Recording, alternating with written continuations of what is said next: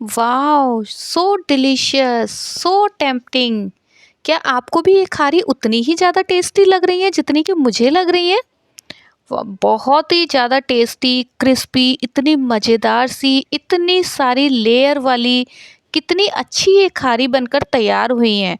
और जितनी ज़्यादा ये देखने में सुंदर और क्रिस्पी लग रही है ना, उतनी ही बनाने में ये आसान है। तो चलिए जल्दी से इनको बनाना शुरू कर लेते हैं और होली की तैयारियां स्टार्ट करते हैं।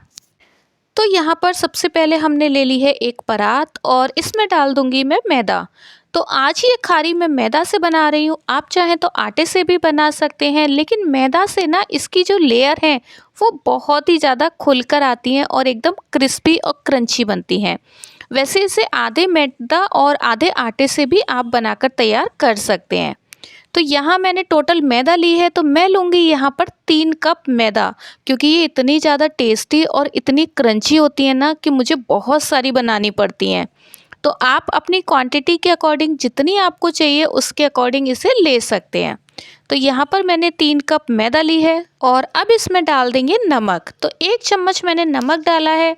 आप यहाँ पर अपने टेस्ट के अकॉर्डिंग भी नमक की क्वांटिटी कम या ज़्यादा रख सकते हैं। तो मैंने थोड़ा सा और डाल दिया था कि शायद ऐसा ना हो नमक कम हो जाए, क्योंकि टेस्ट में ना बिल्कुल भी कॉम्प्रोमाइज़ नहीं होना चाहिए। तो यहाँ पर अब क्या करेंगे कि मैदा और नमक को ना यहाँ पर अच्छे तरीके से मिक्स कर देना है। और अब इसमें डालेंगे ऑयल मोयन के लिए। तो आप चाहें तो यहाँ पर घी का मोयन डालें या बटर का डालें या ऑयल का। टेस्ट में कोई हेर फेर नहीं होगा, टेस्ट उतना ही लाजवाब रहेगा, मज़ेदार होगा और जो खारी हैं वो भी क्रंची और क्रिस्पी बनेंगी। तो यहाँ पर मैंने पहले 3 चम्मच ऑयल डाला था और इसको बढ़िया तरीके से मिक्स कर लेंगे। और फिर बाद में मुझे लगा था कि थोड़ा सा कम है, तो मैंने 2 चम्मच इसमें और डाल दिया था। लेकिन पहले इसको डालकर अच्छे से आपको मिक्स कर लेना है, जिससे कि हमें इसका ना बनाकर मतलब एक मैं आपको ट्रिक बताऊंगी जिससे कि हमें परफेक्टली पता चलता है कि हमारे आटे में मोयन सही लगा है या नहीं लगा है। तो यहाँ देखिए मैंने 2 चम्मच ऑयल और डाल दिया है इसमें और इसको भी अच्छे तरीके से मिक्स कर लेंगे। तो इसे आपको बिल्कुल हाथों से मसल मसल कर मिक्स करना है, मतलब कि ऐसा लगना है कि आप में जितनी भी ताकत है ना, आप पूरी ताकत यहाँ पर अपनी लगा दें आटे को अच्छे से मसलने में। और उसके बाद इसे इस तरीके से इसका लड्डू जैसा बनाकर देखेंगे तो लड्डू बन जाए और हाथ लगाने से वो एकदम से बिखर जाए, इसका मतलब कि मोयन जो है वो परफेक्ट है। तो चलिए अब थोड़ा थोड़ा सा पानी डालकर इसका एक टाइट सा आटा लगाकर तैयार कर लेते हैं। तो आटा ध्यान रखिएगा, आपको टाइट लगाना है, जैसा कि जनरली हम पूड़ी का लगाते हैं वैसा वाला आटा आपको लगाकर तैयार करना है। तो अब यहाँ पर आटे के साथ सारी जोर आजमाइश हो गई है हमारी और आटा जो है बढ़िया तरीके से एकदम लगकर तैयार हो गया है और बिल्कुल टाइट सा आटा यहाँ पर बन गया है। तो इसे आपको जितनी आप में ताकत है उतनी तेज मतलब जोर से इसके साथ, जैसे कहते हैं ना कि कुश्ती लड़ना, तो बस अपनी पूरी दम इस आटे पर आपको लगा देनी है। तो यहाँ पर टाइट आटा लगकर तैयार हो गया है। अब इसे कवर करके रख देंगे हम 10 से 15 मिनट के लिए, जितने में ये सेट हो जाएगा। और तब तक हम बना लेते हैं यहाँ पर साटा। साटा साटा क्या होता है? रुको रुको, वेट करो, बताते हैं। तो यहाँ पर सबसे पहले एक बाउल में हम ले लेंगे ऑयल। तो ये यहाँ पर 4 चम्मच ऑयल लिया है और इसके बाद इसमें हम डालेंगे मैदा। तो साटा बहुत अच्छा सा बनने वाला है और अगर ये साटा बनेगा तो ही आपकी खारी बिल्कुल मज़ेदार, एकदम क्रिस्पी क्रंची और लेयर वाली बनकर तैयार होंगी। तो आपको भी अगर इसी तरीके की खारी बनानी है ना, तो ये साटा आपको ज़रूर से बनाना पड़ेगा। तो यहाँ पर 2 चम्मच मैदा डालकर इसे बढ़िया तरीके से मिक्स कर लेना है। और ये देखिए ये बन गया हमारा कितना मज़ेदार सा। अब ये कोई अभी रेसिपी नहीं बनी है, आप ये मत सोचिएगा कि ये खाने के लिए तैयार हो गया, बिल्कुल नहीं। अभी तो आपको इसमें और मेहनत करनी पड़ेगी, तभी ये खारी बनकर तैयार होंगी। तो साटा बनाकर उसे रख दिया था साइड में। अब यहाँ पर हमने ली है मैदा और इसको थोड़ा सा और हाथ से चिकना कर लिया था। और अब इस पर ना एक लंबा सा इसका डंडा जैसा बनाकर तैयार कर लेना है। तो आपको इसे लंबा लंबा करते जाना है, खींच खींच के लंबा कर देना है। और फिर इसके कर देने हैं आपको यहाँ पर पीसेस। तो आप यहाँ पर छोटे छोटे पीस हमें काट कर इसके तैयार करने हैं। तो ये देखिए मैंने बिल्कुल से छोटे छोटे इसके पीस काट कर तैयार कर लिए हैं और आपको इन्हें काउंट करके ही बनाना है, मतलब कि आप इन्हें ग्रुप वाइज बनाकर तैयार करें। जैसे आप चाहें तो इन्हें 5-5 के ग्रुप में रखें या 6-6 के ग्रुप में रखें, तो इस तरीके से। तो मैंने टोटल यहाँ पर बनाए थे 15 पीस। तो ये देखिए कितना गोल एकदम चिकना सा पेड़ा यहाँ पर बनकर तैयार हो गया है। इसी तरीके से यहाँ पर बाकी के सारे पेड़े भी हम बनाकर तैयार कर लेंगे। तो टोटल ये मैंने यहाँ पर 15 पेड़े बनाकर तैयार किए थे और कितने जल्दी से ये बनकर तैयार हो गए, बिल्कुल चिकने, कोई भी इनमें क्रैक नहीं है।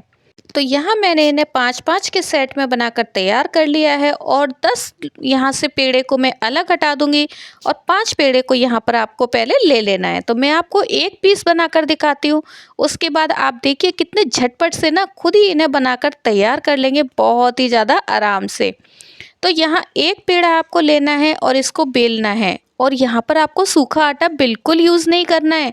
आप ये मत सोचिएगा कि हम सूखा आटा लगा लें तो जल्दी से बिल जाएगा, बिल्कुल भी यूज़ नहीं करना है। हाँ, आप चाहे तो थोड़ा सा ऑयल लगाकर इसे बेल सकते हैं और इसे पतला सा बेलकर तैयार करना है। तो ये देखिए एक पूड़ी को मैंने यहाँ पर बेल लिया था, इसी तरीके से बस आपको दूसरी पूड़ी को भी बेलकर तैयार करना है। तो मैंने तो यहाँ इस पर ऑयल का भी यूज़ नहीं किया है, इसीलिए जो आटा हमने लगाया था वो बिल्कुल टाइट से लगाया था, जिससे कि ये पूड़ियाँ जल्दी जल्दी से बिलकर तैयार हो जाएं। तो ये देखिए कितनी पतली पतली सी अब पूड़ियाँ ये बिलकर तैयार हो गई हैं। तो यहाँ पर इस तरीके से मैंने 5 पूड़ियों को बेलकर तैयार कर लिया था। अब आप सोच रहे होंगे कि ये पूड़ियाँ बनाई हैं, तो पूड़ियाँ नहीं बनाई हैं, हम बनाएंगे खारी, लेकिन उसकी पहले से प्रिपरेशन तो थोड़ी सी करनी होती है। तो अब यहाँ पर मैंने पहले एक पूड़ी ले ली और इसके ऊपर हम लगा लेंगे तैयार किया हुआ साटा। और साटा आपको किसी भी ब्रश से या चम्मच से नहीं लगाना, ये हमारी जो फिंगर्स है ना, वो फिंगर्स किस दिन काम आएंगी।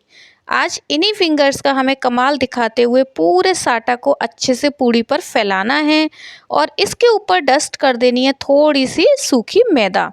वापस से एक पूड़ी को यहाँ पर उठाएंगे और इसे इसके ऊपर हम रख देंगे और ध्यान रखिए कि कॉर्नर्स को अच्छे से मैच करते हुए ही आपको इसको लगाना है।